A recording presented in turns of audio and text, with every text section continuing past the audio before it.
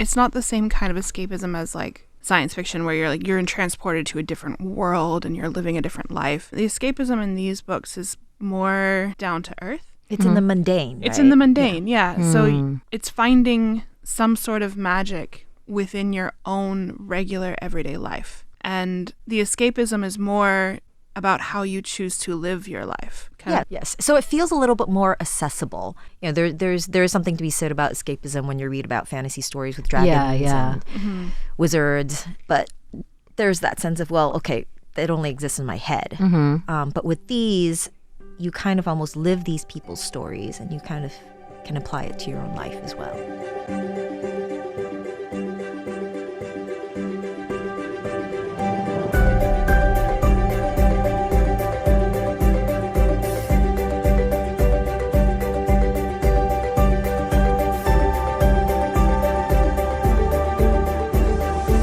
Hello, everyone, and welcome to Tales of Our Times. This is a show where we discuss the stories that move us, what makes them so meaningful, and why others could or should find meaning in them as well. This is not a spoiler-free show, so bear that in mind as you continue to listen. We tackle books, movies, podcasts, games, and more. Where there's a story, there's a reason to read, or however else you choose to relax for today's episode, because this is actually a Takes of Our Time episode where instead of discussing a single story, we're going to be looking at a trend in reading in the last, 5 years? Longer? I'm getting like nods from my guests in the room. So let me just introduce them. We're going to be discussing the trend of cozy literature, and to help me dissect this, I've invited two of my coziest friends and also avid readers, Kat Trites and Bonnie Yuen. Welcome back, you guys. Hi. So let's talk about cozy literature then. We're going to start here. This came up because of a conversation that we all started having in a coffee shop, perhaps one of the most common settings we just discussed for a cozy literature book. How would you guys define a cozy book, specifically for this genre of like a cozy lit book? I feel like the ones that I have experience with, at least, they're all a little bit whimsical and escapist. So they all start with normal, regular people, and there's something magical about each of the stories. There's also, besides the coziness of it, there's also a sense of either nostalgia or like a wistfulness behind the scenes. So within the comfort, there's a little bit of a thread of almost sadness that runs through it, and how people kind of overcome that at the end of the story. Kind of like a bittersweet flavor, maybe? Yeah. Yes, a little bit. It feels kind of like an actionable level of escapism. Yes. Where you're like, maybe I can't go into this magic coffee shop, but I too can try to take control of my life and talk to my overbearing parents or whatever the problem is in this case. Exactly, yeah. And so to that end, I think also the magic as well tends to be sort of like a magical realism. But like we're taking one little aspect of life and we're changing it to be more magical. Does that feel right to you guys? Yes. Yes. To some extent. I have read some, though, that have very little magic or none whatsoever. So it does span. It's not contingent on magic. And I think my understanding of magical realism doesn't quite align with these in the same way. In one of the books, they talk about having dreams. So, like, if you're imagining this thing happening to you as a dream, then, yeah, it's possible. Okay. You know, whereas, like, you're not actually going to go stumble into a coffee shop where cats talk. Shame. In actual rats. Unfortunately. For all of us, I think we'd enjoy that. But all of our great shame. So cozy literature then at this point is like a book that gives you a warm feeling, maybe has some sort of magical element, and tends to focus on perhaps very personal stories and actionable escapism. Yes, and I think the setting is really important too in these stories. Because you're saying coffee shop. Many of these stories that I've read take place in places that we tend to think of as cozy places. Yeah, let's speak more to that. So you also mentioned, Bunny, that you said you've seen a lot of similarities between these. And I think I even remember, like, at one point when we first had this idea for this episode, like the three of us were making a checklist of like things that we found in cozy books. I noticed that a lot of the literature I have seen that's at least written in English but available in Taiwan comes from Japan or South Korea. I think there are probably some Taiwanese written books, but they just I haven't seen them translated yet. I haven't seen those in English. Yeah. So what similarities have you noticed between these kind of books? Cats. Cats, yes. There's usually cats involved of some sort. Coffee shops are an overwhelming theme. Yeah. Places with books. There are both bookstores and libraries in these. I also feel like there's an overall theme of like connection between people. A lot of the stories result with somebody realizing that their problem can be solved if they just reach out to somebody else. That's true. Or if they strengthen their relationship with their family or something like that. So I feel like connection is a huge Absolutely. theme. That's a really good observation, actually. Thank you. So then let's move on to some examples of cozy books that you guys have. All right, I'll start with one. It is a Japanese book, and it's called What You're Looking For Is in the Library. I found this one to be interesting because I love libraries. There's something about the smell of old books. Libraries themselves are just kind of magical in Yeah. their own little way. It's that soft comfort of like a quiet, peaceful room where you can get that old book smell and everybody's going to be very helpful. There is a librarian at this library that helps you and suggests some books for you. And one of them will be something unexpected. Yeah. And that unexpected book will help solve one of your life's problems. I love it.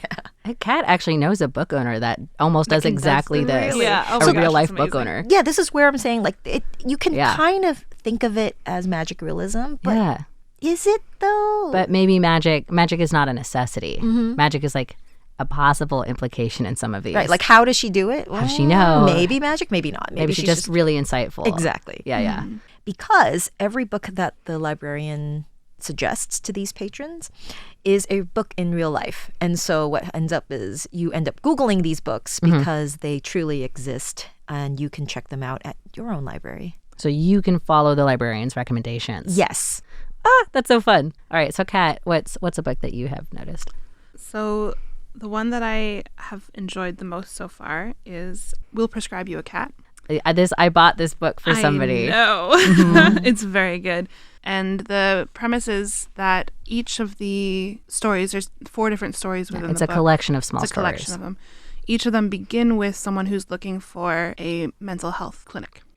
And they stumble across this place where they think this is a mental health clinic, and it kind of becomes more clear across the book that it's not. But the doctor inside the clinic prescribes them a cat that is supposed to help them with their mental health issues. And it works. And it's delightful. And for me, who relates very heavily to cats being good for your mental health, yes, it's very delightful because there are a lot of things that I read as they're saying it, and I'm like, yes, that's correct.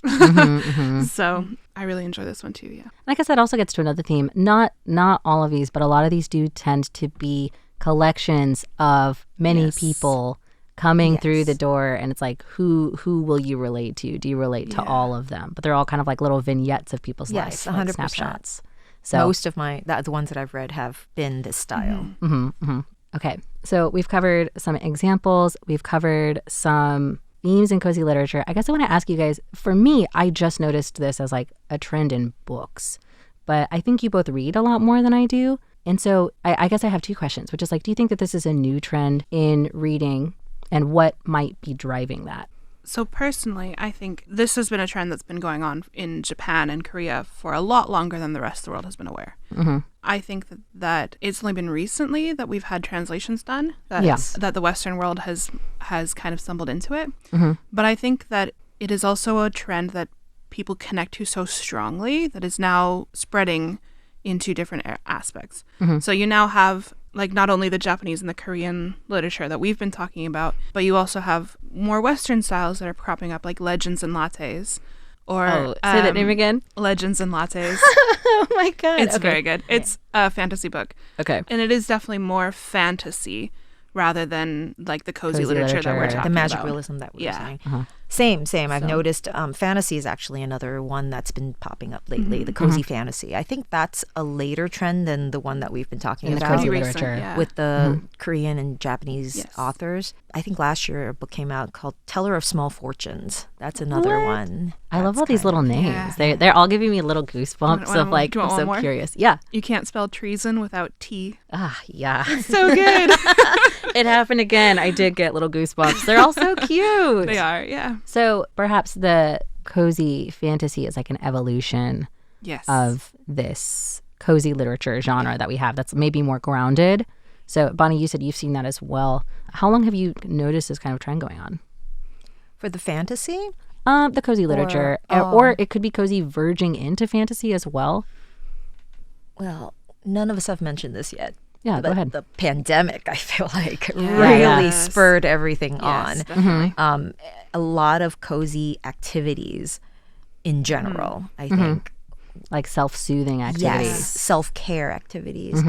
Just have become a lot more popular, a lot more accepted since the pandemic. Yeah, Bonnie and I were having a conversation about this just the other day as well. We were talking about the different changes in lifestyles that the pandemic brought, where cozy is a lot more common in general, where homesteading is becoming a thing, and like baking bread, the sourdough trend. But those are all kind of comfortable, cozy hobbies. So perhaps the pandemic is like what got it started. Right. Do you think that is still the driving force, like that kind of lifestyle change that inspired in a lot of people? Or do you think that there are other things that are kind of lending to it? Because what I think when I look at it is that I agree. I think the pandemic definitely like jump started this need for comfort or to escape in a realistic fashion.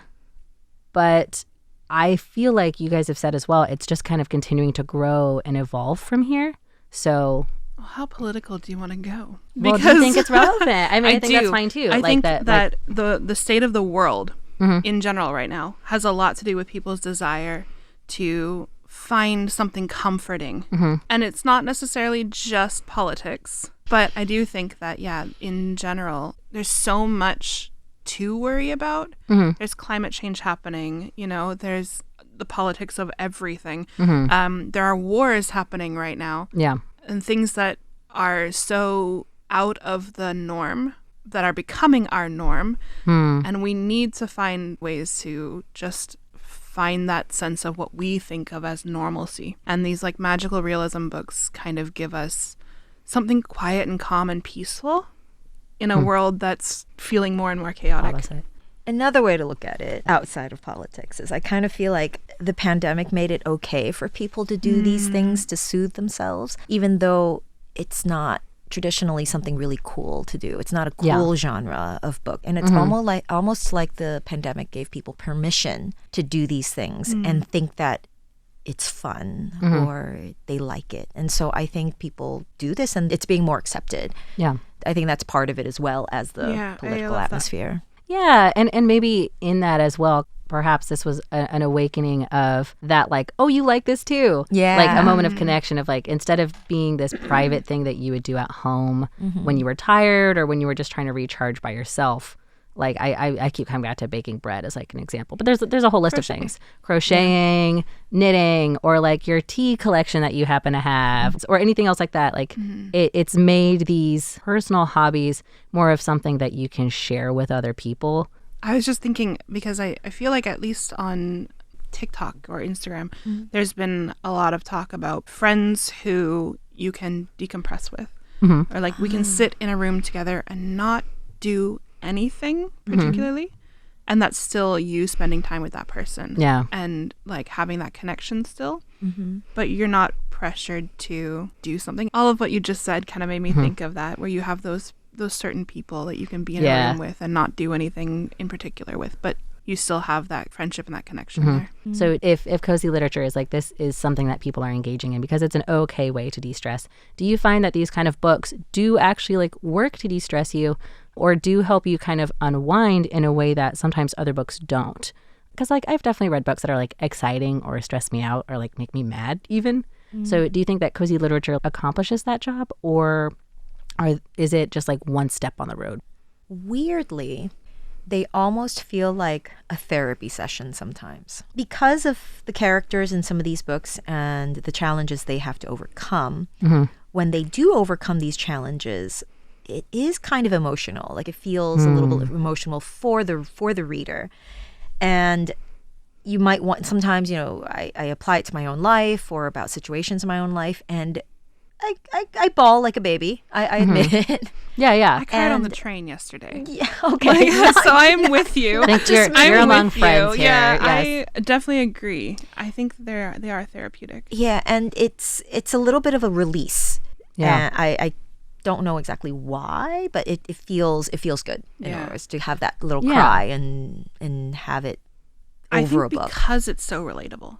I think there's so many moments in some of these books, at least that I've read, and I've been like, oh, yep, I relate to that. I understand where you're coming from there. Even if I don't necessarily relate to the character, I might relate to the specific issue that they're dealing with, or I might relate to their connection with, like, the cat or whoever. Oh, yeah. And then by the end of it, when they overcome whatever they need to overcome, you're just like, and you have that, like, that release. And it's still there's still kind of an element of, like, sad to it. But yeah, I think it's the emotional release at the end. So maybe sometimes, because I know, like, in my own experiences with therapy, I did find it very, like, helpful, but it wasn't always necessarily relaxing. But sometimes it made it easier for me to relax later. And the eventual tone of all these books, it is hopeful. Yes. Right. So after that release, then comes the hope. It also goes back to, like, what we said. Not all of them are, like, vignettes or collections, but a lot of them are. So we don't necessarily see the end of all of these stories, but we get the idea that things are going to get better from here at the end of each of these. Right. And this is what you said. What's that genre called in Japan? Oh, yeah. It's called healing fiction in Japan. So I love that so much. It just tickles me so much. Yeah. Oh, wow. Okay. Then to wrap up, since we spent so much time talking about these books, do you have one or more than one book or a place you would recommend someone to start if they've listened to this and they're like, yes, I need this emotional release that you guys have been talking about? I'll start. Yeah, Yes, go ahead. please, you. I'll start. The one that started it all for me was called Before the Coffee Gets Cold. Oh, okay. And this one definitely has magic in it because you travel back in time. For the duration of one cup of coffee, you can go specifically back in time to a specific day to see what happened at the coffee shop that day. It's a quirky book because there are like 10 different rules that you have to follow in order to go back in time. But you get to follow different characters and their motivations and their reasons for going back. Now, they can never change what happened. They can just observe. Yes, they can just observe. But in every instance, going back helps that character move forward in their life in some way. And I believe it's up to 5 books now. All right, Kat, what are some recommendations from you? I am going to recommend We'll Prescribe You a Cat. Yes. I do really love that one. And then the second one is actually a Korean one. And this one, I can't say for sure that's going to be great because I just started it. Yeah. Like this morning. But, okay. Very recent. Very recent. But you already like it enough you want to recommend it. But I do like it a lot. And it is the Dallergut Dream Department. Dallergut? Dallergut. Dallergut Dream Department. Yeah, what a word. Yeah. And it's a store that sells dreams. And both people and animals go there to buy their dreams. And you can buy dreams or you can buy nightmares. And the story is told from the perspective of a new employee there. And so she interacts with both the people who create the dreams and the owner of the store, and also all of the clients that come in through the door. So it's kind of cute. Putting it on hold now at the library. Bonnie and I both made eye contact as soon as you were like people and animals, and we were like, "Did you get that? She Buying spelled it dreams? out." Yes. Yes. Oh gosh. Okay. Well, we're all out of time, but thank you both for coming in to kind of describe this, have this conversation with me on air. I've really enjoyed it. I hope that you guys enjoyed it as well. Yeah. Yes, absolutely. It's been fun. We all got a couple more recommendations for books to go check out. And thank you to you out there, listeners. I hope that this conversation has left you feeling inspired, perhaps hopeful that maybe you too can find a book in the future that will lend you this catharsis. But for now, we'll see you next time. And thank you for listening. This has been Tales of Our Time on Radio Taiwan International. This was a Takes of Our Time episode where we discussed cozy literature and the trends in Taiwan. Next week will be our 2nd year anniversary, and we'll be doing a mailbag episode. So if you have any questions that you'd like me to check out, you can send them to stephea@rti.org.tw. We'll see you next time.